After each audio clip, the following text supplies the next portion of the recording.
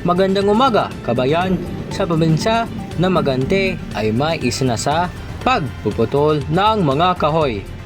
Ayon sa dalawang news reporter natin ngayon ay may balat pipatayo ang isang bilyonaryo sa probinsya. Kaya't naisipan nila na kalbuhin ang kagubatan. Nakatutok. Edit me. Publiko. Magandang umaga mga kababayan. Nandito tayo sa Magante. Dito na lugar ay natapos ng putulin ng mga trabahador ang mga puno. Makita nyo sa likod na halos wala ng mga kahoy sa gubat. Noon, ang Magante ay may pinakamagandang tanawin, ngunit ngayon ay halos wala na ang magagandang kahoy na nagbibigay kulay sa paligid. Back to you, Kalan. Salamat, Ulbiko. Halos wala na talaga ang magandang tanawin sa Magante dahilan ng pagputol sa mga puno.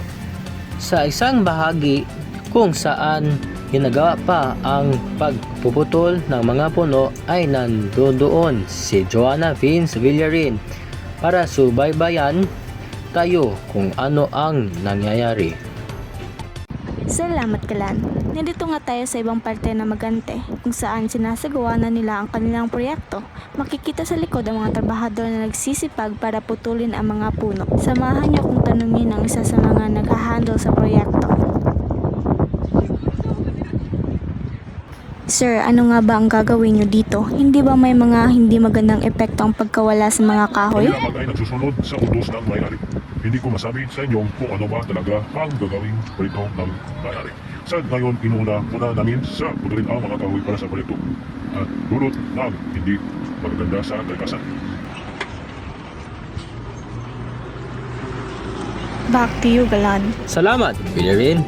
Ano ang masasabi mo rito, Matigay? Diba? Ang pagpuputol ng puno ay nakakadulot ng hindi magaganda sa kalikasan. Magandang umaga sa iyo, Galan. So, ayon sa mga eksperto, ang pagkawala ng mga punong kahoy ay maaaring makadulot ng pagbaha, lindol at iba pang trahedya. Ang mga puno ay maaaring makatulong sa atin sa pagbigay ng sariwang hangin at pagpigil sa mga lupa na guguho o gumuho.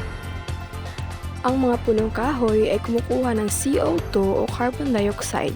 Kapag ang puno ay pinutol, ang lahat ng naipon nitong CO2 o carbon dioxide ay i-release at maaaring maging dahilan sa pagbabago ng klima ng ating mundo. And what you hear, 'cause baby